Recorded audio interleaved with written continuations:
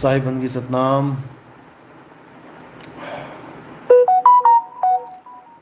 तो परमपिता परमात्मा की अपार कृपा से ये मूल ज्ञान पूरे संसार में फैलता ही जा रहा है और अब अच्छे अच्छे विवेकी हंस इस सत्संग से जुड़ते ही जा रहे हैं। धीरे धीरे अज्ञान का खेल ख़त्म होता जा रहा है और बहुत ही अच्छी तरीके से इस ज्ञान को लोग समझ पा रहे हैं। ये परमात्मा की ही कृपा है, बंदी छोड़ की ही दया है, जो आज अज्ञानी से अज्ञानी जीव भी ज्ञान की राह पे चल पड़े, सत्य असत्य का निर्णय करने के लिए अब निकल पड़े हैं। और अब जब ये जीव जाग गया है, अब ये अच्छे से निर्णय करके ही मानेगा। अब इसको कोई भरमा नहीं पाएगा, अब इसको कोई मूर्ख नहीं बना पाएगा। अब ये वो जानेगा जो आज तक नहीं जान पाया। बहुत भरमा लिया गुरुओं ने, बहुत भरमा लिया इन अधूरे निकम्मों, इन जपी तपी सन्यासियों ने। अब भरमने के दिन ख़त्म हो गए। अब वो प्राप्त होगा जो आज तक कभी प्राप्त नहीं हुआ, जिसे आत्म ज्ञान कहते हैं, जिसे आत्म अनुभव कहते हैं, जिसे आत्म साक्षात्कार कहते हैं। अब वो समय आने वाला है, बस देखते जाओ कि होता है क्या। तो गुरु की अपार कृपा से अब सारे भरम दूर होते नज़र आ रहे हैं। हज़ारों शिष्यों के मैसेज आते हैं अलग अलग पंथों से। हज़ारों शिष्यों को जो उनके गुरुओं ने अज्ञान बांट रखा था, अब उनको बिल्कुल स्पष्ट समझ में आ रहा है कि कहाँ पे हमारे गुरुजी ने वो गलत ज्ञान दे दिया और हम उसको पकड़ नहीं पाए क्योंकि विवेक की कमी थी। अब वो हर चीज़ समझ भी पा रहे हैं और जान भी पा रहे हैं। बस देखते जाओ कि अब आगे आगे होता है क्या। विनय तनवर, गुरुजी 6 जून को रामपाल वाले वीडियो पता नहीं क्या अपलोड कर रहे हैं। उनका तो बुरा हाल है भाई, विनाश काले विपरीत बुद्धि। ये बेचारे अपने गिरेबान में नहीं झांकते कि हम क्या बता रहे हैं, और दूसरों को नीचा दिखाने में कोई कसर नहीं छोड़ते। इन्होंने एक नकली ज्ञान चर्चा का फंडा भी चला रखा था। अलग अलग संतों के पास अपने किराए के टट्टू, भाड़े के गुर्गे ये छोड़ देते थे। उनके पास 4-5 लोग पहुंच जाते थे कैमरा लेके और झूठ बोलकर कि हम साधना चैनल की तरफ से आए हैं, उनका एक इंटरव्यू लेने लग जाते थे। इंटरव्यू में उनके द्वारा पूछे गए 4-5 वही सेम सवाल रिपीट कर करके उन संतों से ये जवाब रिकॉर्ड करके ले आते थे और टीवी पर ऐसे चलाते थे, ऐसे दिखाते थे कि आमने सामने बैठ के ज्ञान चर्चा हो रही है। संत बेचारा शर्मा गया, झुक गया, घबरा गया। ऐसे ऐसे वीडियो एडिट करके ये चलाते थे टीवी पे, जिसके बाद इनके ऊपर केस भी ठोके गए। इन पर 5-5 करोड़ का मानहानि का दावा भी ठोका गया। उसके बाद इनकी बोलती बंद हुई। तब ये थोड़े से इन्होंने सुधार किया और वो ड्रामा बंद किया। तो इनकी तो बात ही मत किया करो। ये तो बिल्कुल भ्रमित पंथ है, भ्रष्ट पंथ है ये बिल्कुल।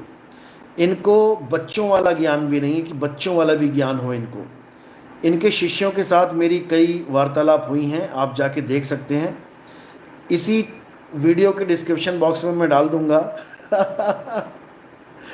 उसको अच्छे से देखना कि कितने छोटे लेवल का ज्ञान लेके ये जगत गुरु घर में सर्टिफिकेट लेके बैठे हैं, घर की डिग्री बना के बैठे हैं। जबकि जगत गुरु की एक डिग्री होती है, एग्जामिनेशन होता है उसका। एग्ज़ाम होता है और जब सफल होता है उसको जगत गुरु की डिग्री मिलती है, और ये घर में ही जगत गुरु बना बैठा था। तो ये जगत गुरु नहीं, ये ठगत गुरु है भाई। इसको इतना भी नहीं पता कि ग्रंथों के सार, ग्रंथों में जो बातें लिखी होती हैं उसका भेद क्या होता है। ये इतनी मोटी बुद्धि का इंसान है, क्या बताऊं मैं। गीता 100 बार पढ़ी होगी इसने, लेकिन ये कभी समझ ही नहीं पाया कि गीता में क्या लिखा हुआ है। अध्याय 2 से तो इसको खास एलर्जी है। ना तो ये खुद पढ़ा कभी अध्याय 2, और ना ही इसने कभी अपने चेलों को पढ़ाया अध्याय 2। अध्याय 2 के बारे में इसके चेलों से कोई भी बात कर लो, मुंह छुपाते भाग जाते हैं। ये तत्वदर्शी संत कहते हैं कि एक ही तत्वदर्शी संत है पूरी दुनिया में, वो रामपाल जी महाराज है। इनको इतना भी नहीं पता कि अध्याय 2 16वां श्लोक उन तत्वदर्शी संतों की महिमा गाता है जिन्होंने इस दुनिया में 2 प्रकार के तत्वों की व्याख्या की है। उनको तत्वदर्शी संत कहा है गीता में, ना कि ये मंत्र ओम कलियम हरियम जपवाने वाले को। बेड़ा गर्क कर दिया इसने समाज का, बेड़ा गर्क। और ये अब खुद को ठीक बताने के लिए दूसरों पे कीचड़ उछालता है। इनके भगत भी ऐसे ही हैं। भगत क्या, ठगत हैं सारे वो। हल्की सी बीमारी आ जाए, हल्का सा सर्दी जुकाम हो जाए, अभी जाके देख लो 2100 का वो करवाओ, अगरबत्ती लगवाओ, दिया लगवाओ, क्या बोलते हैं ये लोग, वो पाठ प्रकाश, बताओ, दिया जलवाओ 2100 रुपये का इनसे। उसके बाद कोई और घर में कोई कलेश है, कुछ भी है, तो 21,000 का पाठ करवाओ, 51,000 का पाठ करवाओ। नाम दीक्षा लो तो सार शब्द के नाम पे 1,01,000 रुपये का पाठ करवाओ। ठगत गुरु हैं ये, ठगत गुरु, जगत गुरु नहीं है ये। इनको तो इतना भी समझ में नहीं आया कि गीता में इतना क्लियर दे रखा है कि जो अपनी आत्मा में रमण करते हैं, जो अपनी आत्मा में तृप्त हैं, जो अपनी आत्मा में संतुष्ट हैं, उनके लिए कोई धार्मिक कर्म कर्तव्य लागू ही नहीं होता। कोई यज्ञ जप तप व्रत करने की जरूरत ही नहीं है। और ये 5 यज्ञ करवाता फिर रहा है, बताओ, पंच यज्ञ करवाते फिर रहे हैं ये लोग। ये सब अज्ञानी जीव हैं, ये गंवार लोग हैं। ये पढ़ तो सकते हैं लेकिन समझ नहीं सकते। ये केवल ड्रामा चला सकते हैं, ये असलियत से रूबरू नहीं करवा सकते। कितने सत्संगों में इसने बोला कि काल भगवान कृष्ण जी के अंदर प्रेतवत आया, प्रेत की तरह आया। कृष्ण जी जो ज्ञान दे रहे हैं वो असल में काल भगवान दे रहा है। 1000 बार बोला इसने। और इसने यहां तक बोल दिया कि परमात्मा कभी प्रेत की तरह किसी शरीर के अंदर नहीं घुसता। जबकि इसके ही चेले ये मानते हैं कि रामपाल महाराज, महाराज तो क्या बोलूं इसको, यमराज है ये लोगों के लिए। तो रामपाल यमराज ये चला गया था कब, 1997 में। कहाँ, ये सतलोक चला गया। और इसके शरीर में यानी खोखला पड़ा रह गया इसका। आत्मा तो चली गई सतलोक में, अब पीछे क्या रह गया, खोल पड़ा रह गया इसका। उस खोल में यानी इन 5 तत्वों के शरीर में परमात्मा घुस गए आके।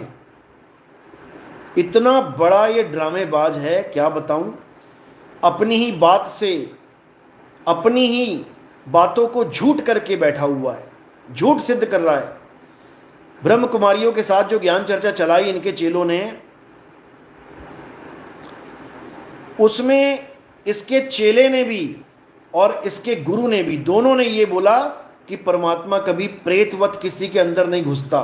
रामपाल के अंदर घुस गया वो, जाके बताओ। इन लोग के चेले ये मानते हैं कि रामपाल नहीं, वो कबीर परमात्मा हैं, रामपाल के शरीर के अंदर बैठे हैं और रामपाल की आत्मा को सतलोक पहुंचा चुके हैं 1997 में। ऐसे निकम्मे लोग हैं ये, क्या बोला जाए। इन्होंने धर्म भ्रष्ट कर दिया, हमारा समाज को भ्रष्ट कर दिया इन लोगों ने। ये कहते हैं काल भगवान ने वादा किया था कभी किसी को दर्शन नहीं देगा, केवल अर्जुन को दर्शन दिए हैं। इतनी मोटी बुद्धि है इसकी कि क्या बताया जाए। कभी इसने गीता ढंग से पढ़ी हो तब तो इसको समझ में आए। तो अगर इसने गीता पढ़ी होती तो ये बकवासबाजी तो कभी ना करता,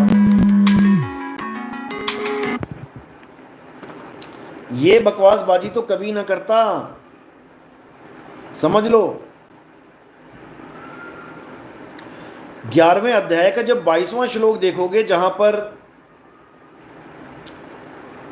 अर्जुन को विराट रूप दिखाया गया है, उसी में देखो 11वें अध्याय में देखो 22वां श्लोक, उसमें क्या बोला गया है कि आपका ये जो विराट रूप है, जिसको देख के मैं डर रहा हूं, मेरी हालत खराब हो रही है, मुझे शांति नहीं मिल रही है, मैं भयभीत हो चुका हूं, उसी विराट स्वरूप को देखकर, देखो किस किस का नाम लिखा है उस श्लोक में, और ये कहता है कि काल भगवान ने ये प्रण किया है, ये कसम खा रखी है कि मैं किसी को दर्शन नहीं दूंगा, कोई मुझे देख नहीं सकता। उसी 11वें अध्याय के 22वें श्लोक में देखो, 11 रुद्र, 12 आदित्य, 8 वसु, विश्वदेव यानी त्रिदेव, वो भी उसे देख रहे हैं, पितर, गण, गंधर्व, राक्षस, ये सब सिद्ध मुनि, ये आश्चर्यचकित होकर आपको देख रहे हैं, आपके इस रूप को देखते हैं, देख रहे हैं वो लोग। इनकी आंखों में मोतियाबिंद हो गया है, इनको समझ में नहीं आ रही है बात। जो ये लोगों को कहता फिर रहा है कि उस काल भगवान ने ये प्रण कर रखा है कि मैं किसी को अपना दर्शन नहीं करूंगा, सबने दर्शन कर लिया है।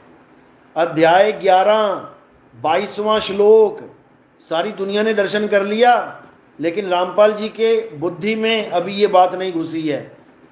उनकी बुद्धि में कब घुसेगी? जब जेल से बाहर आके हमारे पंथ में नाम दीक्षा लेंगे, तब समझ में आएगी इनको गीता। अभी नहीं समझ में आ रही है, अभी नहीं समझ में आ रही है। तो ऐसे लोगों का कोई इलाज नहीं है, ऐसे लोगों का एक ही इलाज है कि इनसे ऐसे सवाल पूछ लो जहां पे ये चक्री खा जाए इनका दिमाग। ये दोबारा तुम्हें मुंह नहीं दिखाएंगे, ये तुम्हें ब्लॉक मारते फिरेंगे। 2010 से मैं पूरा एक्टिव था इनके साथ ज्ञान चर्चा करने के लिए। इन लोगों ने एक चैलेंज किया था पूरे विश्व में कि कोई भी हमारे गुरु से ज्ञान चर्चा करना चाहता है, रामपाल जी महाराज ने कहा था कोई भी हमसे ज्ञान चर्चा करना चाहता है तो वो हमसे संपर्क करे। मैं 2010 से इनके संपर्क में था। इन्हीं का एक कोऑर्डिनेटर जो नाम दीक्षा सेंटर खोल के बैठे हैं, बहुत ही प्यारा जीव है, मालिक का बहुत ही अच्छा आदमी है, उनका नाम है एनसी आर्या। एनसी आर्या बहुत अच्छे इंसान हैं। उनकी दोनों किडनियां फेल हो गई थी, तो इन्होंने रामपाल जी से जब नाम लिया तो इनकी किडनियां ठीक हो गई। कहने के लिए रामपाल जी से नाम लिया, असल में ये परमात्मा की मौज होती है। जिसकी किडनी ठीक करनी है परमात्मा बिना रामपाल के ठीक कर देगा। तो जब इनकी किडनियां ठीक हो गई तो ये रामपाल जी के परम भगत हो गए। और जब मैं इनके साथ कभी चर्चा करता था फेसबुक पे, तो ये हमेशा एक ही बात कहते थे कि क्या तुम मेरी किडनियां ठीक कर सकते हो? रामपाल जी महाराज ने तो किडनियां ठीक करी हैं। तब मैं इनको समझाता था कि भाई रामपाल जी महाराज ने कोई किडनी ठीक नहीं करी है, ये परमात्मा की दया हुई है तुम पे। रामपाल जी महाराज के तो खुद दांतों में कीड़े लगे हुए हैं, खुद दवाइयां खाता फिरता है। ये नहीं खाता तो मुझे बता दे इसका कोई चेला। हमारे पास उस डॉक्टर का भी नंबर है जो इनकी दवाइयां करवाता है, जो दवाइयां देता है इनको। उसके अलावा किसी की दवाई सूट नहीं करती। जेल में भी इन्होंने अर्जी लगाई थी जज से कि मुझे मेरे डॉक्टर से मिलवा दिया जाए, मुझे और कोई दवाई सूट नहीं कर रही है। ये सब प्रमाण पड़े हुए हैं भाई। तो जिसकी अपनी दांत का रोग ठीक नहीं हो रहा, वो दूसरों का कैंसर क्या ठीक करेगा बताओ? इनके अपने आश्रम में छोटा सा हॉस्पिटल खोल रखा था इन लोगों ने। अरे तुम्हारे मंत्रों में इतनी ताकत है, कैंसर ठीक कर देते हो, ये ठीक कर देते हो, वो ठीक कर, फिर हॉस्पिटल खोलने की क्या जरूरत है? फिर क्यों केमिकल खिला रहे हो लोगों को? हैं? मतलब बिल्कुल मजाक ही समझ लिया इन लोगों ने। तो मैं उस भाई को बहुत समझाया मैंने कि परमात्मा का, ये परमात्मा की दया है, ये रामपाल की दया नहीं है। नहीं समझ में आता था, लेकिन अब शुक्र है मालिक का। अभी मेरी कुछ दिन पहले जो एक रामपाल जी का भगत फलटन में आया था बहस करने के लिए, बहस तो नहीं कहेंगे उसको, कुछ सवाल जवाब करने के लिए आया था। अच्छा जीव था मालिक का, बस थोड़ा बुद्धि में अभी कच्चा था, विवेक का कच्चा था। मालिक दया करेंगे विवेकी भी हो जाएगा। तो जब उसने ये बात बोली कि मेरे गुरु ने इतना बड़ा चैलेंज दिया था, तब आप कहाँ थे? तब मुझे एनसीआरए को फ़ोन मिलाना पड़ा। और मैंने उसके सामने जब बात रखी कि बताओ एनसीआरएस को कि मैं 2010 से 10, 11, 12 में पीछे पड़ा था कि नहीं पड़ा था रामपाल जी महाराज के, कि हमारे साथ ज्ञान चर्चा करो, तो एनसीआरए ने एक और गुप्त भेद खोल दिया उस दिन जो मुझे पहले नहीं पता था। उसने साफ बोल दिया कि हाँ, आप बार बार बोलते थे कि हमारी ज्ञान चर्चा करवा दो। ये बात मैंने भी गुरुदेव को बोली थी, यानी एनसीआरए ने खुद स्वीकार किया कि मैंने खुद रामपाल जी महाराज को कहा था कि नितिन दास के साथ ज्ञान चर्चा कर लो। मैंने खुद ये बात गुरुजी से बोली थी, लेकिन गुरुजी ने कहा उसके चेले ही कितने हैं, उससे क्या ज्ञान चर्चा करें। ये तो इनकी बुद्धि है, ये चेलों की गिनती देख के ज्ञान चर्चा करते हैं लोगों से। मतलब जिसका कोई चेला नहीं, इनके लिए वो बेकार है। भले वो दुनिया का सबसे बड़ा ज्ञानी हो, वो दुनिया का सबसे परम ज्ञानी हो, उसके पास चेले नहीं है तो इनके लिए वो बेकार है कि इनसे क्या ज्ञान चर्चा करेंगे। बताओ, ये मेरे पास रिकॉर्डिंग है, मैं रिकॉर्डिंग चला सकता हूं। कोई ये ना सोचे कि मैं झूठ बोल रहा हूं। जो ये 6 तारीख को कह रहे हैं ना नितिन दास की वीडियो आएगी, जो कहूंगा झूठ कहूंगा बेटा मेरा सच सुन के ना तुम्हारे कान से कीड़े निकल जाएंगे अगर मैंने सच बोलना शुरू कर दिया। लेकिन ढके रहो, अच्छी बात है। तो ये बहुत ही सुंदर बात बताई एनसीआरए ने, पहले नहीं बताई थी कभी। हालांकि इसका जिक्र कई बार हुआ है कि मेरी रामपाल जी महाराज से ज्ञान चर्चा करवा दो, लेकिन उन्होंने कभी ये नहीं बताया था कि उन्होंने खुद अपने मुंह से अपने गुरु को यह संदेश दिया था कि नितिन दास के साथ ज्ञान चर्चा कर लो। और गुरु जी ने पल्ला झाड़ लिया कि नितिन दास के चेले ही कितने हैं। उसको इतना भी नहीं पता कि नितिन दास ने तो गुरुवाई 2020 में शुरू करी है। नितिन दास का कोई चेला उस वक्त था ही नहीं, नितिन दास गुरु ही नहीं था तो चेला कहां से होगा। मुझे गुरुपद 2020 में मिला है मेरे भाई, और इन लोग की हालत 2010 से ही खराब कर दी थी मैंने। ये हर ग्रुप में मुझे ब्लॉक मार देते थे, जहां मैं 2 सवाल रख देता था ना, सारा ज्ञान छूमंतर हो जाता था इनका। ये भागे भागे फिरते थे, ये जान बचा के हर ग्रुप से ब्लॉक मारते थे मुझे कि नितिन दास के सवाल ना रख दे कहीं ये, नहीं तो हमारे भक्तों का दिमाग खराब हो जाएगा। सत्य ढूंढने लग जाएंगे कि आखिर सत्य है क्या। तो रामपाल के चेलों, अध्याय 11 22वां श्लोक पढ़ लो आंखें खोल के, बुद्धि खोल के। काल भगवान अगर छुपा बैठा है तो अर्जुन ये क्यों कह रहा है कि हर प्रकार के देवी देवता, रुद्र, आदित्य, वसु सब आपको आश्चर्य के साथ देख रहे हैं उसको, और तुम्हें लग रहा है कि केवल अर्जुन ही देख रहा है। इसको तो इतना भी नहीं पता जड़ बुद्धि को कि अर्जुन के साथ और कौन कौन देख रहा है। अगर काल भगवान ने प्रतिज्ञा करी थी कि हे अर्जुन तेरे सिवा किसी को मैंने ये रूप नहीं दिखाया है, तो वहां पर संजय भी देख रहा है। वहां पर जिसकी गर्दन कटी हुई है वो राक्षस, क्या नाम है उसका, भीम का पोता, घटोत्कच का लड़का बर्बरीक, वो राक्षस कुल का राक्षस है वो। उसकी भी गर्दन बड़ी छल से कृष्ण जी ने उसकी धड़ से अलग करवाई थी, और लोग सोच रहे हैं कि उसको बड़ा वरदान मिल गया। अरे भाई वो वरदान नहीं था, वो उसकी जो ताकत थी कि जिसको हारता देख लेगा उसके साथ लड़ेगा, और उसको ये वरदान था कि जिसके साथ वो खड़ा हो जाएगा वो हारेगा ही नहीं कभी। उस वरदान को विफल करने के लिए ये छल किया गया है, छल से उसकी गर्दन कटवाई गई है, उसको वरदान नहीं दिया है। वो एक लॉलीपॉप था केवल कि तेरा नाम होगा कलयुग में, तू पूरा युद्ध देख के जाएगा इस दुनिया से। वो लॉलीपॉप था, लॉलीपॉप के चक्कर में गर्दन काट के दे दी उसने। अगर ना देते उसको ये लॉलीपॉप तो पांडव जीत नहीं सकते थे, गारंटी की बात है। भले भगवान कृष्ण क्यों ना खड़े होते उनके साथ, तब भी ना जीत पाते पांडव। इसीलिए तो गर्दन काटी गई है। अगर डर ना होता हार का तो गर्दन क्यों काटते? युद्ध में कहते आजा तू भी, इतने खड़े तू भी आजा। लेकिन ऐसा नहीं है, ये छल किया गया उसके साथ। यानी राक्षस को भगवान बना के पूजवाने का एक लॉलीपॉप दिया गया कि तेरी पूजा होगी कलयुग में। अरे यहां कुतिया की पूजा हो रही है, कुतिया माता की जय चल रही है, यहां भेड़ों की पूजा हो रही है, बताओ। तो ये तो राक्षस है, वो भी एक महान योद्धा, उसको लॉलीपॉप देने में क्या क्या हर्ज है? कितनी देर लगनी चाहिए? दे दिया लॉलीपॉप। अरे उसकी गर्दन काटने के लिए दिया है, तुम्हें पूजने के लिए थोड़ी नहीं बोला कि तुम पूजा करने बैठ गए उसकी। जबकि गीता क्या कह रही है? हे अर्जुन, जो देवताओं की पूजा करेगा वो देवलोक को जाएगा, जो भूतों की पूजा करेगा वो भूतों के लोक में जाएगा, जो पितरों की पूजा करेगा वो पितर लोक में जाएगा।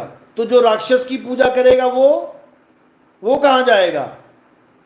तुम लोग राक्षस बनने की तैयारी में लग गए हो, तुम्हें ही राक्षस बनाया जाएगा। तुम्हें नहीं पता ये निरंजन का खेल कैसा है। ये द्वारपालों को, विष्णु जी के द्वारपालों को राक्षस बना देता है 2 सेकंड में। ये तुम्हें भी अगले सतयुग में राक्षस बनाएगा, ये जब नकली वाला सतयुग आएगा। तुम्हें राक्षसों की फौज में कटारे पकड़ के खड़ा कर देगा। जो आज तुम लिख रहे हो हारे का सहारा, खाटू श्याम बाबा हमारा राक्षस है, कुल का राक्षस है। राक्षस की पूजा करोगे, फार्मूला सीधा लग जाएगा तुम्हारे ऊपर। गीता में प्रमाण है ये कि जो जिसकी पूजा करेगा, जैसे जिसका भाव होगा, वो उसी गति को प्राप्त होगा। इसीलिए बार बार गीता में यह समझाया गया है कि आत्मा को पूजो, आत्मा में रमण करो, आत्मा का ध्यान करो, आत्म ज्ञान को प्राप्त करो, ताकि अंत में तुम्हें आत्म गति प्राप्त हो। राक्षस गति प्राप्त नहीं करनी है। हद कर दी इन लोगों ने, क्योंकि बुद्धि विवेक नाम की कोई चीज है ही नहीं इनके पास। और कोई इनको विवेक दे तो इनको लगता है हमारा दुश्मन है। बताओ। अरे जो बिल्कुल स्पष्ट गीता में लिखा गया है, मैं तुम्हें वो समझा रहा हूं। जैसी आशा और वैसी वासा, जहां तुम्हारा आस है वहीं तुम्हारा वास है। तो ऐसी आस त्यागो जो तुम्हारे पतन का कारण बन जाए। अभी तुम्हें नहीं पता, तुम निरंजन के लोक में रहते हो। यहां हंसते खेलते परिवार शमशान घाट में पहुंच जाते हैं एक पल में। अभी खाटू श्याम के लिए एक कार जा रही थी, पूरा परिवार शमशान घाट में पहुंच गया। एक्सीडेंट हो गया रास्ते में। फोटो खींच रखी है मैंने, डाल दूंगा मैं यूट्यूब पे, समझो। अखबार में भी आया था कि पूरा परिवार काल के गाल में चला गया, पूरा परिवार। और सोच रहा था कि हारे का सहारा खाटू श्याम हमारा। ये काल भगवान के आगे किसी की नहीं चलती। यहां महाकाल के भक्तों को रोड पे लेटा देता है काल भगवान। देखो जरा, जाओ कांवड़ यात्रा में, बड़े बड़े बैनर लेके चलते हैं, अकाल मृत्यु वो मरे जो काम करे, चंडाल का काल उसका क्या बिगाड़े, जो भगत है महाकाल का। ये जयकारे लगाते हुए चलते हैं और एक्सीडेंट होते हैं रास्ते में, वो पड़े होते हैं सारे। अब कहां से काल का दाव लग गया? क्योंकि इनको पता ही नहीं है काल कौन है। अरे 11वां अध्याय 32वां श्लोक पढ़ो, तुम्हें समझ में आएगा काल कौन है। पूरी दुनिया को मुंह में लेके बैठा है वो, समझ लो पूरी दुनिया को।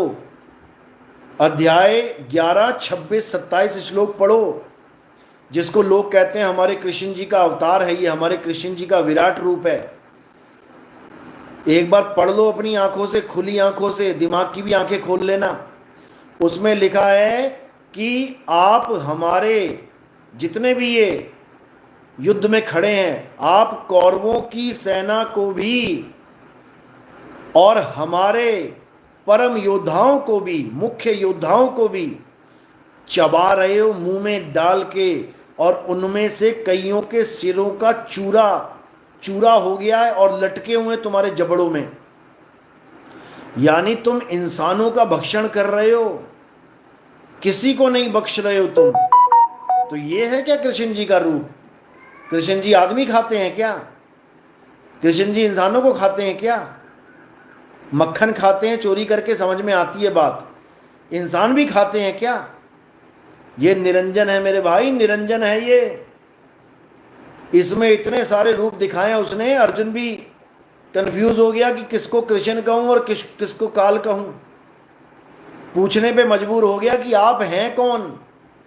अगर केवल कृष्ण जी खड़े होते सामने तो पूछना ना पड़ता कि तुम कौन हो। वहां बकायदा पूछा गया है कि तुम कौन हो।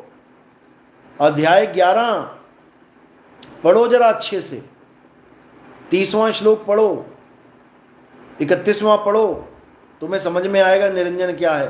साफ बोला, मैं इस दुनिया का खात्मा करने के लिए बड़ा हुआ काल हूं, मैं काल भगवान हूं। अब लो पंगा जरा उससे, कौन लेगा? हालत खराब कर देगा सबकी वो।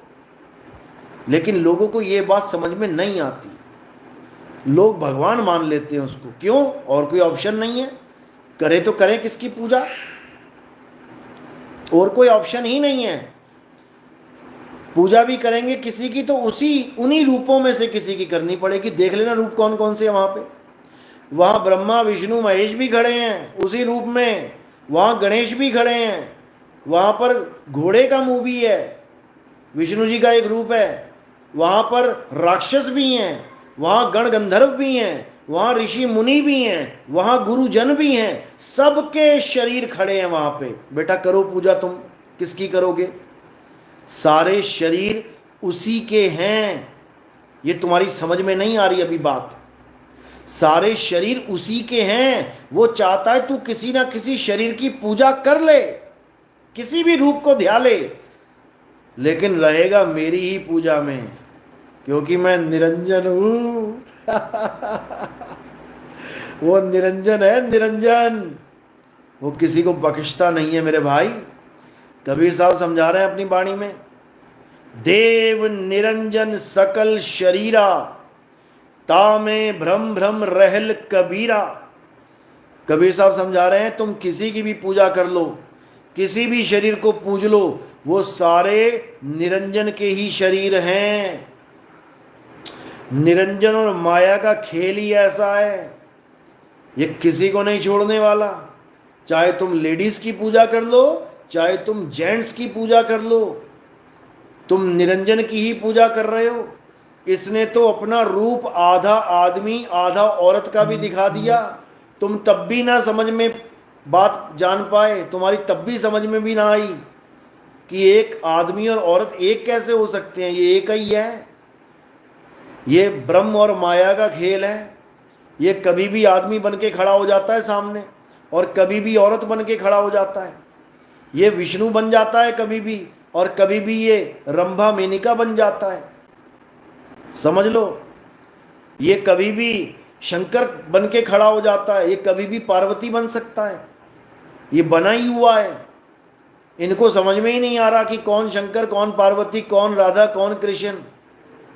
इन अज्ञानी गुरुओं को ये समझ में ही नहीं आ रहा कि कौन राधा, कौन कृष्ण, कौन शंकर, कौन पार्वती। वो वृंदावन का एक अज्ञानी गुरु क्या कहता है, आओ तुम्हें भेद की बात बताता हूं। बड़ा भारी भेद बताने वाला था। पता है क्या बोला? कह रहा तुम्हें आज मैं भेद की बात बताता हूं, गुप्त से भी गुप्त भेद बताता हूं। क्या भेद बताया? शंकर जी ही राधा है। बताओ।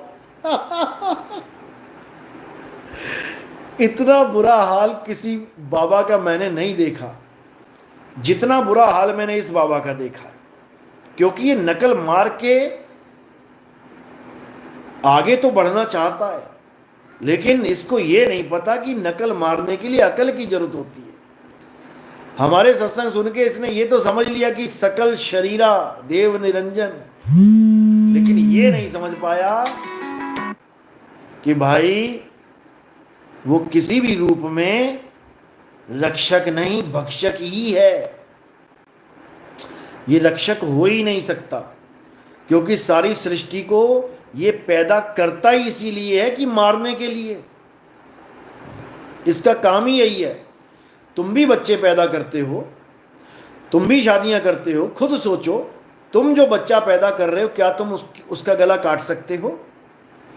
अरे जब तुम दुनिया पैदा कर रहे हो, यानी बच्चे को पैदा कर रहे हो, तुम बच्चे को मार नहीं सकते, तुम्हारा हृदय कांप जाता है। इसका हृदय क्यों नहीं कांपता? सारी दुनिया को पैदा करता है ये, क्यों नहीं इसका हृदय कांपता? जब ये किसी मां के लाल को दूर कर देता है, उससे किसी बाप को उसकी बेटी से दूर कर देता है, किसी पति को उसकी पत्नी से दूर कर देता है, तब कहां चला जाता है इसका प्रेम, इसकी दया है? और बेवकूफ बनाने वाले बाबा क्या बोलते हैं? अरे सब रूप मेरे श्याम के ही रूप हैं, वो श्याम ही ये लीला खेल रहा है, कभी कुछ बनके कभी कुछ बनके। अरे तो श्याम ही तो आया था पुलवामा में बंदूक लेके, उसको क्यों नहीं तुम श्याम समझ पा रहे हो? उसको तुम्हें पाकिस्तानी दिख रहा है, आतंकवादी दिख रहा है। अरे श्याम ही है, बिना श्याम के इस दुनिया में कुछ है ही नहीं। तुम इसको क्यों नहीं समझ पा रहे हो कि वो श्याम बन के ही गोली मार रहा है तुम्हें? वही श्याम आतंकवादी बन के गोली मार रहा है, उसको क्यों नहीं हजम कर पा रहे हो? भूतनाथ लंबोदर को तो हजम कर गए हैं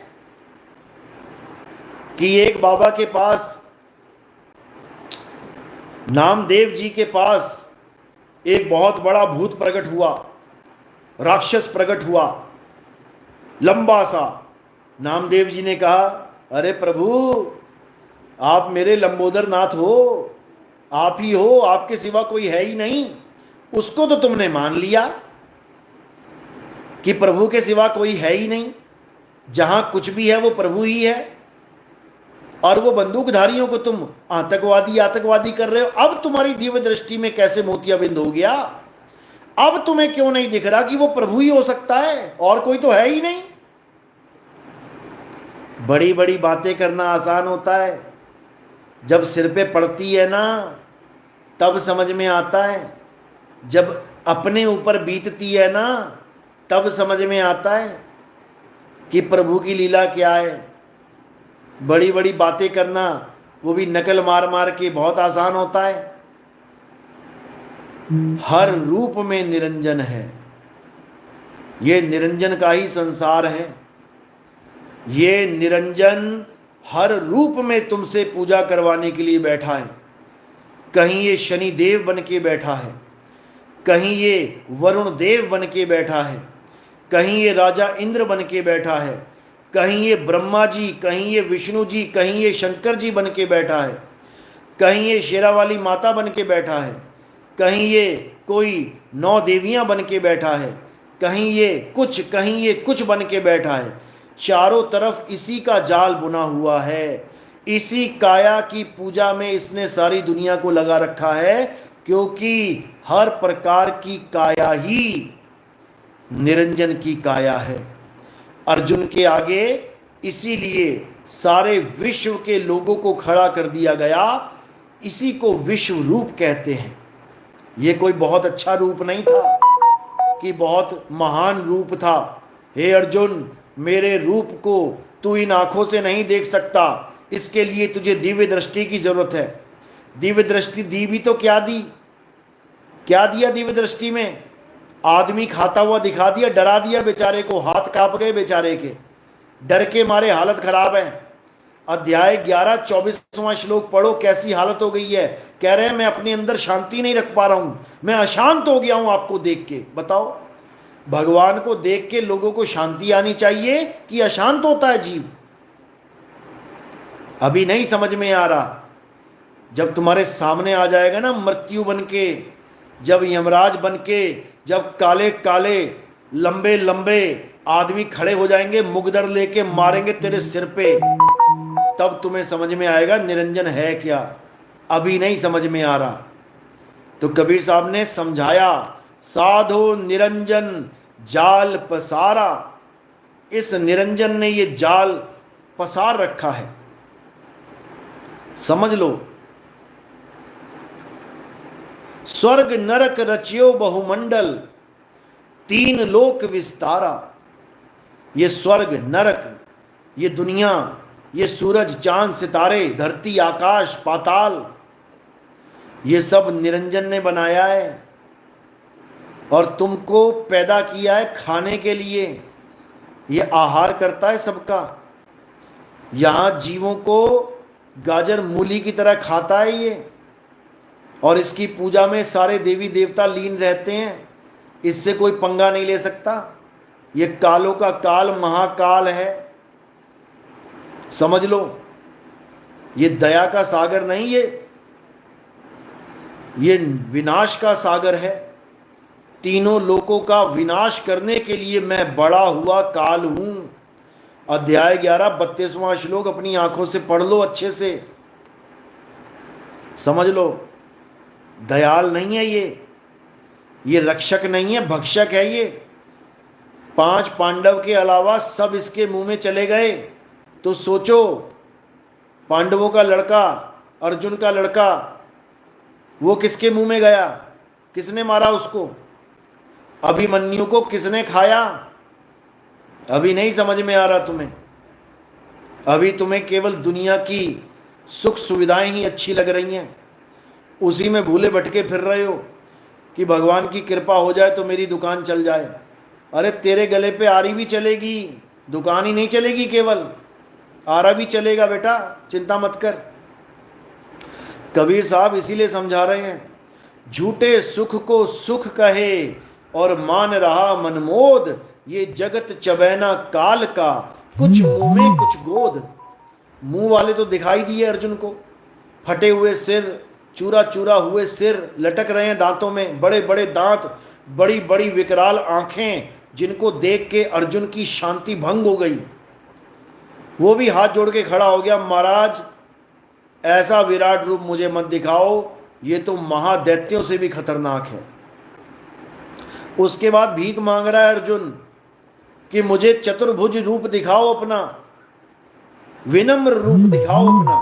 तब चतुर्भुज रूप में दर्शन दे दिए। बताओ, अरे इसके हाथ में सारे दर्शन देना है, ये कुछ भी बन सकता है, तुम्हारे आंखों के सामने बन जाएगा। ये बहरूपिया है, ये समझ लो। बहरूपिया का मतलब होता है जो किसी का भी रूप धारण कर सकता है। बह यानी बहु, रूप धारण करने वाले को बहरूपिया कहते हैं। इसका अपना कोई, इसकी अपनी कोई शक्ल नहीं है, इसका अपना कोई चेहरा नहीं है, सब चेहरे इसके चेहरे हैं। देखो कितना शातिर है। तुम्हारे बाप का चेहरा इसका चेहरा है, तुम्हारी माँ का चेहरा इसका चेहरा है, तुम्हारे दादा नाना पापा मामा जो भी तुम्हें दिख रहे हैं सब इसी के चेहरे हैं।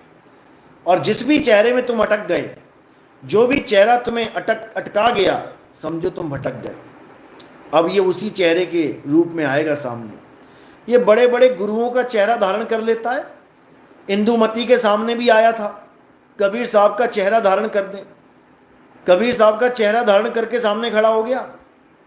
कबीर साहब ने पहले ही इंदुमती को बता दिया था कि मैं शब्द हूं, मैं शरीर नहीं हूं। तो जैसे ही कबीर साहब का शरीर धारण करके ये सामने खड़ा हुआ, वैसे ही इंदुमती ने उसको 4 बातें सुना दी, उसको अपशब्द बोले, क्योंकि गुरु ने समझा दिया था कि मैं नहीं हूं, वो काल भगवान है। ये काल निरंजन है। अनुराग सागर पढ़ो, इसमें पूरी व्याख्या है। राधा स्वामी पंथ डेरा तरन तारन में ये छपी हुई है। तरन तारन में बस्ती बलोचा जगह है, वहाँ पर राधा स्वामियों का डेरा है। उस डेरे में ये मिल जाती है, जाके पढ़ लेना, तुम्हें समझ में आ जाएगा काल निरंजन होता क्या है। निरंजन की पूजा में ही लीन रहोगे सारी उम्र, उसके बाद हालत खराब हो जाएगी।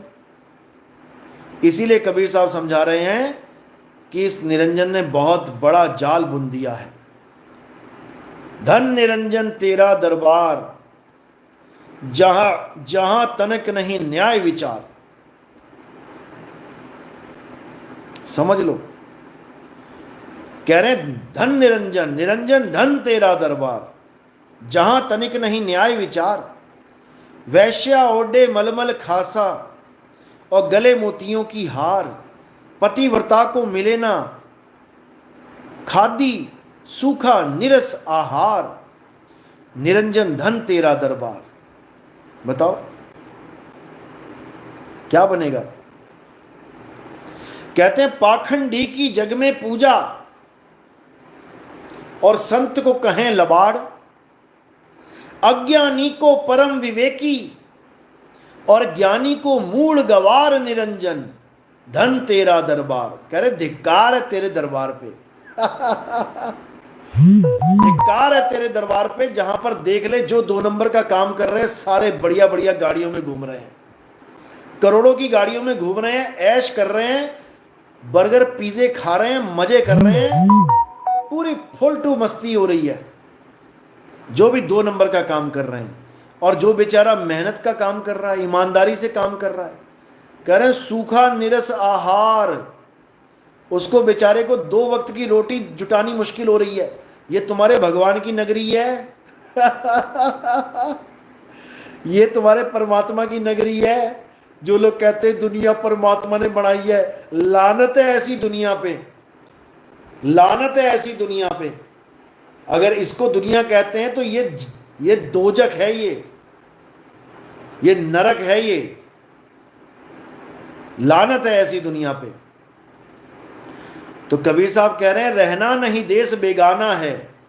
ये हमारे परमात्मा का देश नहीं है मेरे भाई, ये परमात्मा का देश नहीं है, ये काल भगवान का देश है।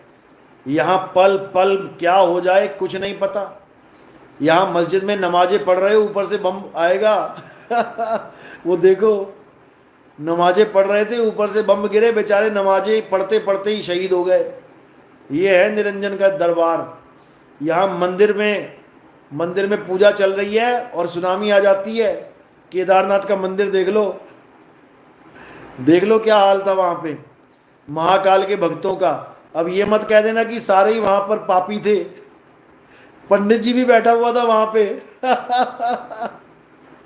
वहाँ बड़े बड़े साधु भी बैठे हुए थे। अभी जो जाके तुम देखोगे माथा टेकोगे, ऐसे ही बैठे हुए थे वहाँ पर, सबका सफाया हो गया।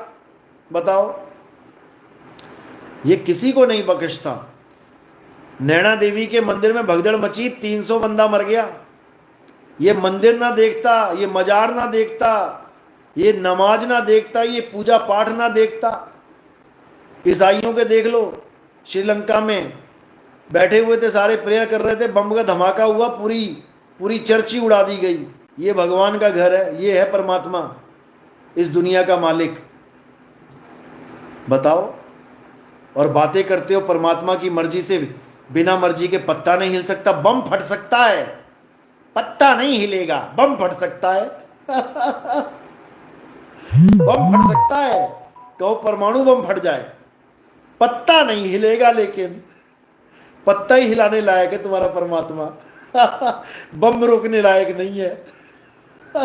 बताओ, हिलते पत्ते को रोक सकता है, बम को नहीं रोक सकता। हद हो गई है, हद।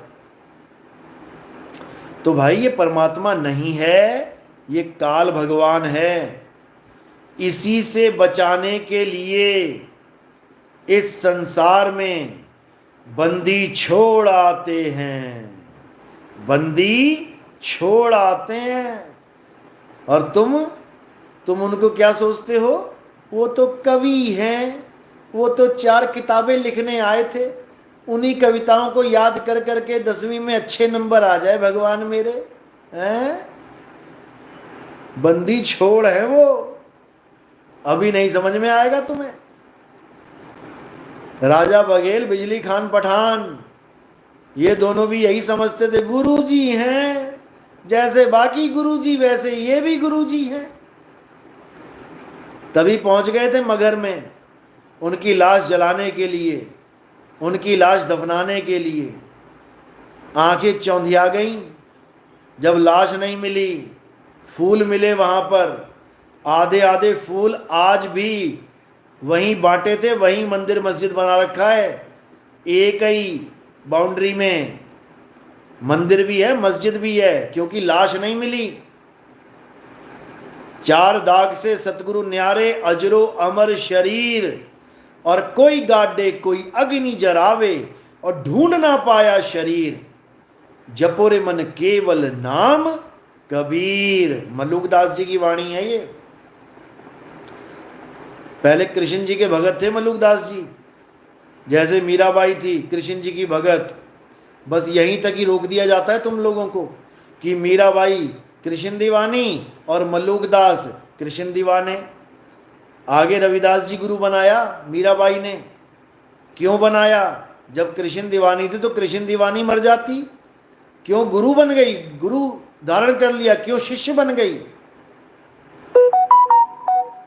कृष्ण जी की पूजा करने के लिए किसी गुरु की जरूरत ही नहीं है। मंदिर जाओ, माथा टेको, भोग लगाओ, घर को वापस आ जाओ। गुरु धारण करने की क्या जरूरत है? लेकिन कह रही है पायो मैं नाम रतन धन पायो, कि पहले तो मैं अपना मनमुखी नाम लेती थी, जो मेरे मन को अच्छा लग गया। कृष्ण कृष्ण कर लिया, राम राम कर लिया, गिरधर गोपाल कर लिया, कोई भी नाम ले लिया जो मन में आ जाए। ये मनमुखी नाम है, ये गुरुमुखी नाम नहीं है।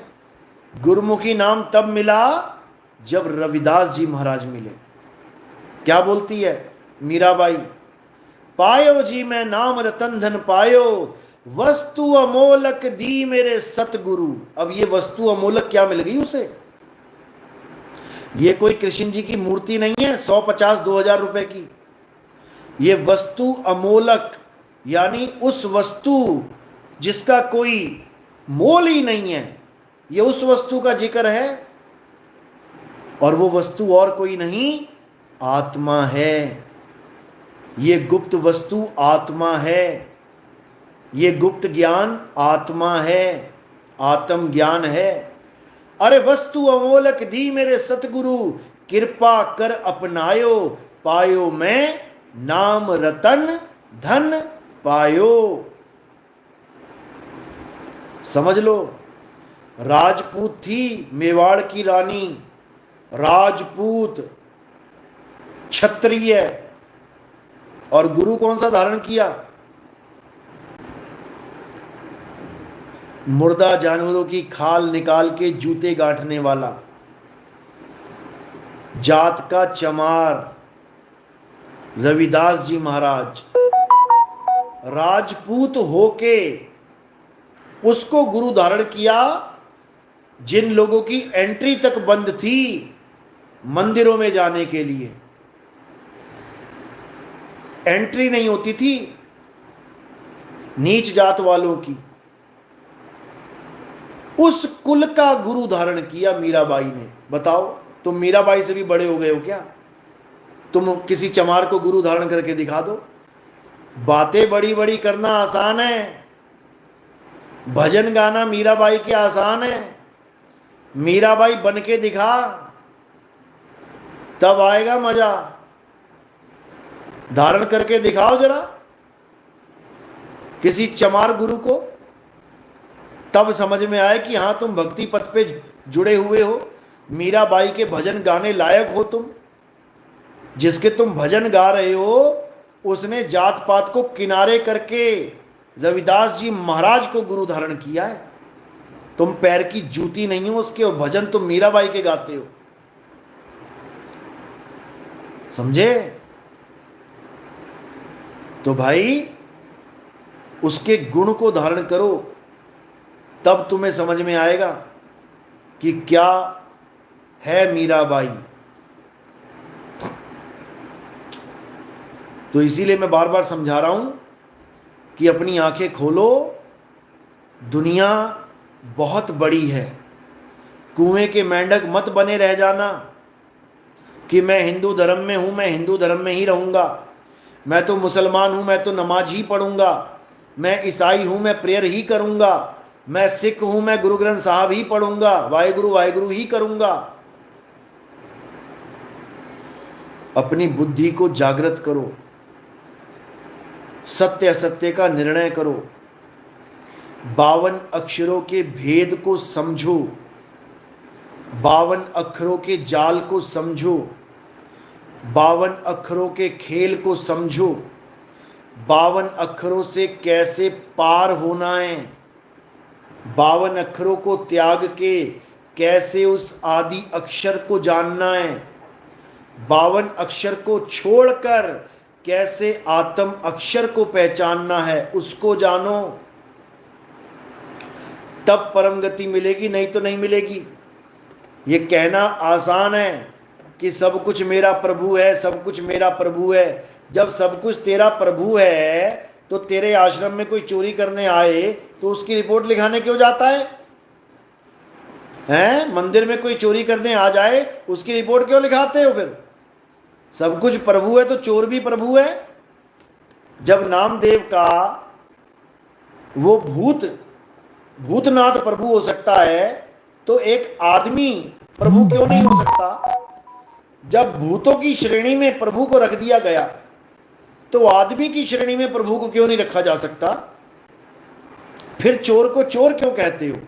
हालांकि चोर तो प्रभु भी हैं। माखन की चोरी करते थे, चोरी तो चोरी है। आज मक्खन चुरा ले, क्या पता कल को घी चुराने लग जाए। एक स्त्री का भी हरण किया गया था, बाप से उसकी बेटी भी चोरी करके ले गए थे।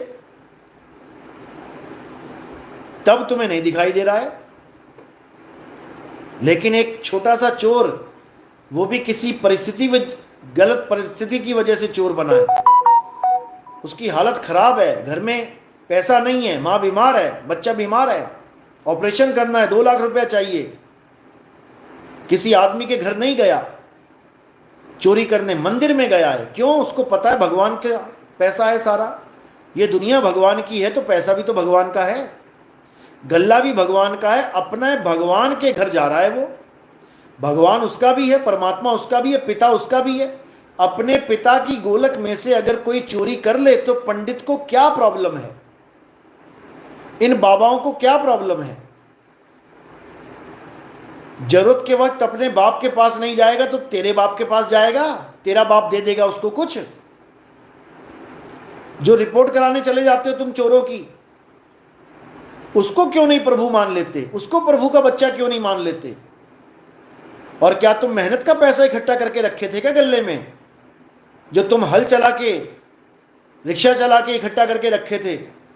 प्रभु की जनता ने, प्रभु के जीवों ने प्रभु को पैसा चढ़ाया है। प्रभु का ही एक बच्चा उससे मांगने आया है, लेके चला गया, क्या दिक्कत है?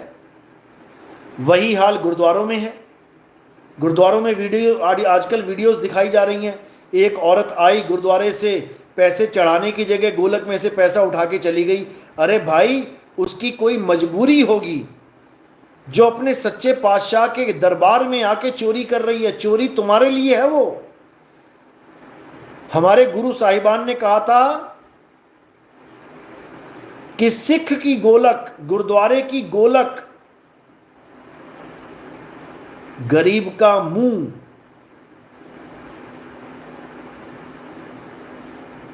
यानी गुरुद्वारे में पैसा चढ़ाना या ना चढ़ाना, इससे कोई फर्क नहीं पड़ता। गुरुद्वारे की गोलक गरीब का मुंह है। गुरुद्वारे में भले तुम पैसा चढ़ाओ या ना चढ़ाओ, लेकिन गरीब के मुंह में रोटी जरूर डाल देना। यह है असली गुरु की गोलक। समझो, इतनी वीडियोस हैं, पाठी चोरी कर रहे हैं। अरे वो तो पाठी होके चोरी कर रहा है, तब नहीं समझ में आ रहा है। एक गरीब औरत 100 रुपया, 200, हद 500 ले जाएगी। आजकल तो 2000 का नोट भी नहीं है, 500 का ही नोट सबसे बड़ा है। अगर 500 ले भी गई अपने बाप के घर से तो तुम्हें क्या दिक्कत है भाई? हैं? लेकिन नहीं, वो पैसा हम खा जाएं, किसी गरीब के काम ना आए। तो यही हाल होता है। तो लंबोदर भूतनाथ को भगवान बोलने वालों, उन कातिलों को भी भगवान बोलो। जिन्होंने पुलवामा में अटैक किया है वो भी भगवान ही है। भगवान से जुदा कोई है ही नहीं है, सारे रूप भगवान के ही हैं। तुम आतंकवादी समझोगे तो तुम्हें आतंकवादी दिखने लग जाएगा वो भगवान। तुम प्रभु मानोगे तुम्हें प्रभु दिखाई देने लग जाएगा वो आतंकवादी। तुम्हारे डायलॉग तुम पे चेप रहा हूं। यही डायलॉग मारा था ना कि भगवान को प्रेत समझोगे तो वो प्रेत की तरह काम करने लग जाएगा, और प्रेत को भगवान समझोगे तो वो प्रेत भी भगवान की तरह प्यार करने लग जाएगा। तो करो ना प्यार, करो जरा प्यार आतंकवादियों से। प्रभु ही है, आतंकवादी क्यों माने? ये हाल है इन लोगों का, इन अज्ञानी गुरुओं का। समझ लो ये सब निरंजन का खेल है। ये निरंजन बहुत शातिर है, हर रूप में ये विराजमान है, किसी को बख्शेगा नहीं है। किसी गलत फहमी में मत रह जाना कि बख्श देगा तुम्हें, हालत खराब कर देगा ये। क्योंकि इसके पास माया का बहुत बड़ा खेल है, सबकी बना के रखता रेल है ये। इसीलिए साहिब समझा रहे हैं, माया महा ठगिनी हम जानी तुम ना जानी। तुम तो माया को कहते हो महारानी, हम जानी कि ये माया महाठगिनी हम जानी। ये भजन सर्च कर लेना, आंखें खुल जाएंगी तुम्हारी कि ये माया कैसे ठगती है जीवों को। माया महाठगिनी हम जानी, केशव के कमला बन बैठी। केशव कौन है पता है? विष्णु जी। पैर दबा रही है बड़े प्यार से, विष्णु जी को लग रहा है वाह ये मेरी घरवाली है, मेरे पैर दबा रही है, मेरी सेवा कर रही है। लेकिन ये नहीं समझ रहे हैं कि माया आ गई है तेरे घर में। अटका दिया तुझे माया ने। अब कहते केशव के कमला बन बैठी, शिव के भवन भवानी। और माया महाठगिनी हम जानी, काहू के हीरा बन बैठी, काहू कौड़ी कानी।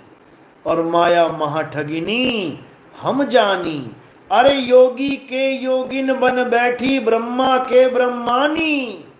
और माया महाठगिनी हम जानी तुम ना जानी। तो मेरे भाई इस माया के खेल को जितना जल्दी समझ लोगे उतना जल्दी तुम्हारा कल्याण हो जाएगा, और इस माया के खेल में जितना ज्यादा उलझ जाओगे उतना ही बर्बाद हो जाओगे। समझ लो, समझ लो। ये सारे रूप इसी माया के, इसी काल भगवान के हैं। काल और माया को अलग मत समझ लेना, इसी का नाम ज्योत निरंजन है। ये ज्योति निरंजन, ज्योति यानी ज्योता वाली माता, निरंजन यानी अलख निरंजन। ये इसका रूप है, आधा नर आधी नारी, ये इसका रूप है। ये कभी भी नर बन जाता है, कभी भी नारी बन जाता है। ये तुम्हारा माँ और तुम्हारा बाप बन के बैठा हुआ है, और इस काया को पैदा कर दिया है इसने, जिसे तू अपना रूप मान रहा है। निरंजन और माया, निरंजन और माया को ही पैदा करते हैं। ये तेरे शरीर में आधा आदमी और आधा औरत का अंग है। अभी समझ में नहीं आ रही कहानी, आ जाएगी जल्दी। तो ये निरंजन बहुत शातिर है, ब्रह्मा विष्णु महेश को भी भरमा के रखता है निरंजन। समझ लो, YouTube पे सर्च करो, ब्रह्मा विष्णु महेश के पिता निरंजन के वचन, इतना लिख दो, तुम्हें सामने आ जाएगा YouTube चैनल पे कि निरंजन कैसे उनको समझा रहा है, बता रहा है कि ये दुनिया जब मैं पैदा करता हूं तब तुम तीनों को पैदा कर देता हूं, और जब ये दुनिया का नाश करता हूं तुम तीनों का भी लय कर देता हूं मैं। तुम तीनों का अस्तित्व कुछ भी नहीं है, कुछ भी, अगर मैं सृष्टि को ना बनाऊं तो। समझ लो, अगर मैं सृष्टि ना बनाऊं तो तुम्हारी जरूरत ही नहीं है, तुम्हारा अस्तित्व ही नहीं है। ये तो मैं दुनिया बनाता हूं तो मुझे 3 गुणों की रचना करनी पड़ती है, रजोगुण, सतोगुण, तमोगुण। रजोगुण ब्रह्मा जी, सतोगुण विष्णु जी, तमोगुण शंकर जी। तुम तीनों को मैं पैदा करता हूं। कौन बोल रहा है ये चौथा? निरंजन है ये। अभी नहीं समझ में आ रहा है? श्रीमद् देवी भागवत महापुराण पढ़ो। ब्रह्मा विष्णु महेश को कैसे योग निद्रा में डाल दिया इन दोनों ने, सोते रह गए बेचारे तीनों। उसके बाद जब जिद करी इन्होंने कि पिताजी को देखना चाहते हैं, माता आप तो दिख गई हमें, हम पिताजी को देखना चाहते हैं, उड़न खटोले पे बैठा लिया तीनों को। ब्रह्मा विष्णु महेश तीनों को माता ने उड़न खटोले पे बैठा लिया और उड़ा के ले चली। अब आगे क्या दिखाई दे रहा है? अब बड़े बड़े लोक दिखाई दे रहे हैं, ये लोक, वो लोक, गोलोक, शिवलोक, ये माया के लोक हैं सारे। उनमें क्या दिखाई दिया? तीनों को ब्रह्मा विष्णु और महेश जी के दर्शन करवा दिए, क्योंकि काल निरंजन सबका रूप धारण करके बैठा है। जब विष्णु जी का रूप दिखाया तो वो महाविष्णु कहलाया। महाविष्णु, बताओ, विष्णु महाविष्णु, समझो। कहने को विष्णु महाविष्णु हैं, एक ही रूप है दोनों का। विष्णु जी, ब्रह्मा जी, शंकर जी तीनों असमंजस में पड़ गए, तीनों चक्कर में पड़ गए कि बाप रे बाप, ये विष्णु जी कैसे खड़े हो गए सामने मेरे? यहां तो मैं खुद खड़ा हूं विष्णु, ये एक और विष्णु कहां से आ गए? शंकर जी के आगे, देव के आगे महादेव बन के खड़े हो गए, शिव के आगे सदा शिव बन के खड़े हो गए, और ब्रह्मा के आगे ब्रह्म बन के खड़े हो गए। महाब्रह्मा, आदि ब्रह्मा। तो ये काल निरंजन है भाई। ये ब्रह्मा विष्णु महेश को भ्रम में डाल के रखता है। तुम्हें और हमें क्या बख्शेगा ये? ब्रह्मा विष्णु महेश को उन्हीं के दर्शन करवा दिए, उनको भी अपना असली रूप नहीं दिखाया, क्योंकि इसका कोई अपना रूप है ही नहीं। ये मन है, मन। हर तन में बैठा है ये मन। अच्छे से समझ लो, ये मन ही निरंजन है। मन ही स्वरूपी देव निरंजन, तुम्हें राखे भरमाई हो। ए हंसा तू अमर लोक का, पड़ा कालवश आई हो। अच्छे से समझ लो, इन बाबा लोग का कुछ नहीं जाएगा। ये राधे राधे करेंगे, पैसा कमाएंगे, बढ़िया से जीवन बिताएंगे और निकल जाएंगे। फंस तुम और हम जाएंगे, फिर 84 में जाएंगे, गर्दनें कटवाएंगे, हाल बुरे हो जाएंगे। समझ ले मेरे भाई। इसलिए अब सत्य को जानो। सत्य क्या है? परम तत्व क्या है? आत्म तत्व क्या है? निरंजन अगर हारता है तो केवल आत्म देव से हारता है। अगर वो झुकता है तो सार शब्द से झुकता है। सार शब्द आए जेहि विधि हाथा, तेहि विधि काल नवावे माथा। सार शब्द यानी तुम्हारा सत्य स्वरूप। जैसे ही तुम अपने आत्म स्वरूप को प्राप्त कर लेते हो, यह निरंजन का जाल टूट जाता है, निरंजन झुक जाता है, और तुम उस झुके हुए निरंजन के सिर पे पैर रख दोगे। कबीर साहब कह रहे, काल के सिर पे पांव दे सतगुरु के उपदेश, और साहिब बाहां पकड़ के ले चले अपने देश। समझ लो, बार बार समझाने वाला नहीं मिलेगा। निरंजन की पूजा कराने वाले, मंत्र जंतर देने वाले, जप तप व्रत करवाने वाले, पत्थरों की पूजा करवाने वाले, गंगा जमुना में स्नान करवाने वाले, नर्मदा में टांगे घुसा के सत्संग करने वाले कई मिल जाएंगे। लेकिन आत्म तत्व लखाने वाले, सार शब्द का भेद बताने वाले, परम तत्व का ध्यान धराने वाले ये बिरले होते हैं, ये सबकी किस्मत में नहीं होते। धन्य भाग तुम्हारे। समझो बात को।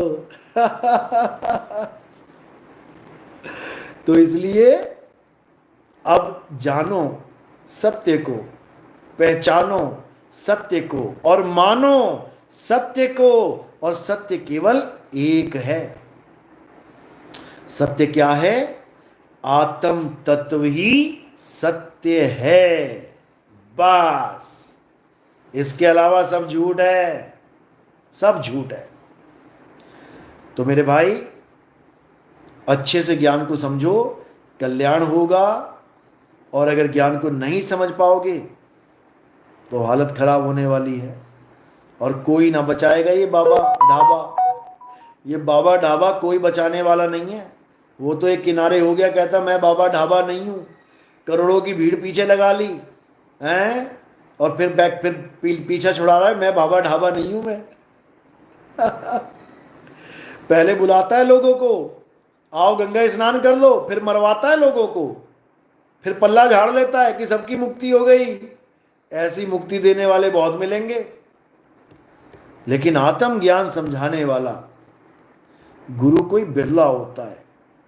लाखन में कोई समझ न पई है, कोटि मध्य जानेंगे। और कहे कबीर सुनो भाई साधो, हमें बिरले हंस पहचानेंगे। हमें यानी दाढ़ी मूंछों वाला कबीर नहीं, हमें यानी शब्द को, क्योंकि हमारा स्वरूप ही शब्द स्वरूप है। हम हैं शब्द शब्द हम माही, और हमसे भिन्न और कछु नाही। शब्द न बिन से देही, और कहें कबीर हम शब्द सने ही। तो शब्द का ज्ञान जब आ जाएगा आपके जीवन में, तो ये सारे नकली शब्द, ये जितने भी नकली इंसानों के द्वारा बनाए गए मैन मेड आर्टिफिशियल कृत्रिम नाम, ये सब छूट जाएंगे। तब वो ज्ञान उपजेगा, तब वो ध्यान उपजेगा कि पूरे संसार में सत्य की लहर चलेगी और सारा संसार सत्य को समझेगा। क्या हिंदू, क्या मुसलमान, क्या सिख, क्या ईसाई, सब सत्य को जानेंगे, सत्य को पहचानेंगे, सत्य को मानेंगे, और सत्य साहिब से, उस परमपिता परमात्मा से, उस अकाल पुरख वाहे गुरु से, उस अल्लाह वाहे गुरु से एकम एक हो जाएंगे। फिर दो नहीं रहेंगे। फिर ईसा मसीह की तरह बोलेंगे, I and my father are one. फिर उन फकीर संतों की तरह बोलेंगे, अनल हक। फिर उन संतों की तरह बोलेंगे, मैं ही सत्य हूं। हम हैं शब्द शब्द हम माही, हमसे भिन्न और कछु नहीं। मेरे सिवा और कुछ नहीं है। हम ही हम हैं, बाकी पानी कम है, यानी बाकी असत्य है। हम सत्य हैं। इसलिए अपने आत्म स्वरूप को जानो, उस आत्म देव को पहचानो। सबका कल्याण होगा, सबका कल्याण होगा। एक भी ऐसा नहीं बचेगा जिसका कल्याण ना हो। और ऐसे अधूरे गुरुओं से कन्नी काट लो, इनसे बच लो, पतली गली से निकल लो, जो तुम्हें शरीरों की पूजा में, पत्थरों की पूजा में, इस निरंजन भगवान के जाल में फंसाने के लिए बैठे हैं। निकल लो यहां से, बच जाओगे, नहीं तो कोई बचने वाला नहीं है। समझ लो।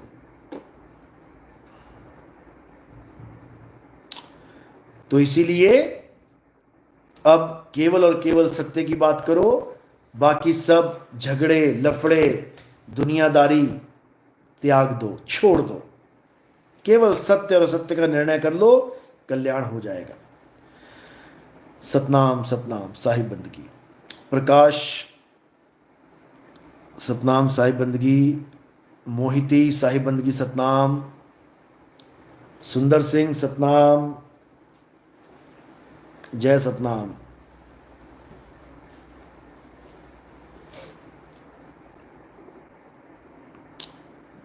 पोकर राम सतनाम, सोनी अवस्थी, भैरवदास जय सतनाम, शबद गुरु सुरधुन चेला सतनाम, साहिब बंदगी जय सतनाम, अनीता साहिब बंदगी, सूरज शबद योग जय सतनाम, खेमदास नेपाल से सतनाम सतनाम, आरजे देसाई साहिब बंदगी सतनाम जय सतनाम, शिवानी खन्ना सतनाम जय बंदी छोड़ की, रमेश साहिब बंदगी सतनाम, शिवा यूकेसी वाह मेरे दाताजी वाह साहिब बंदगी सतनाम, आरजे देसाई जय सतनाम, जयवती शर्मा सतनाम, प्रियांशी सतनाम सतनाम सतनाम, मुकेश साहिब बंदगी सतनाम, देवराज परमार जय सतनाम, केशव परमार सतनाम, साहिब बंदगी, नरेंद्र सतनाम, एकता चौहान सतनाम, मंजुला साहिब बंदगी सतनाम, रेखा सतनाम, जेबी चावड़ा जय सतनाम, विनय सतनाम साहिब बंदगी, राहुल दास सतनाम सतनाम, प्रदीप कुमार जय सतनाम, हेमंत साहिब बंदगी सतनाम, रमेश नवीन, संजय वर्मा जय सतनाम, नंदुदास सतनाम साहिब बंदगी जय सतनाम जय सतनाम जय सतनाम, अस्मिता कुमारी साहिब बंदगी सतनाम सतनाम सतनाम सतनाम जय सतनाम।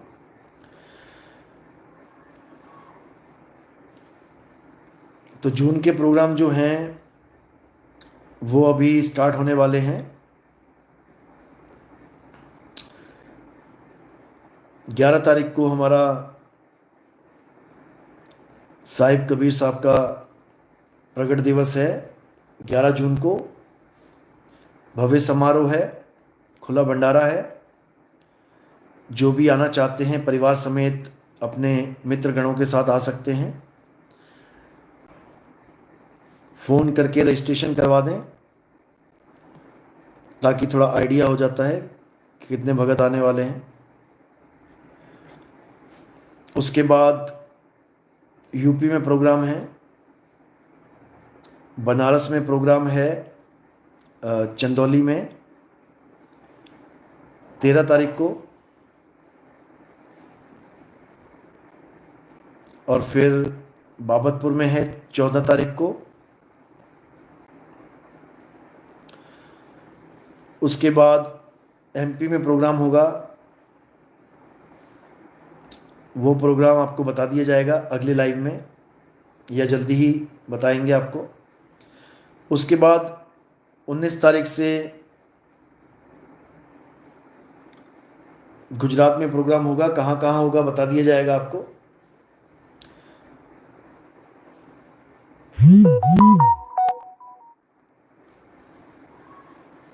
साई बंदगी सतनाम।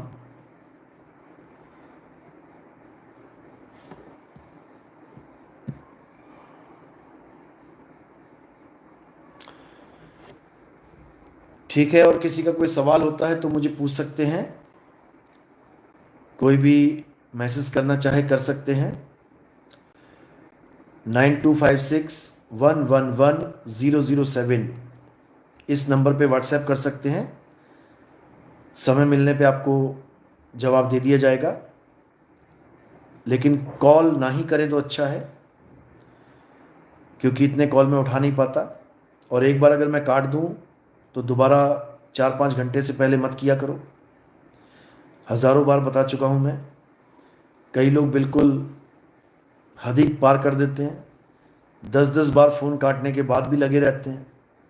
उनको इतनी सी बात नहीं समझ में आ रही है कि अगर कोई फ़ोन काट रहा है तो किसी वजह से काट रहा होगा।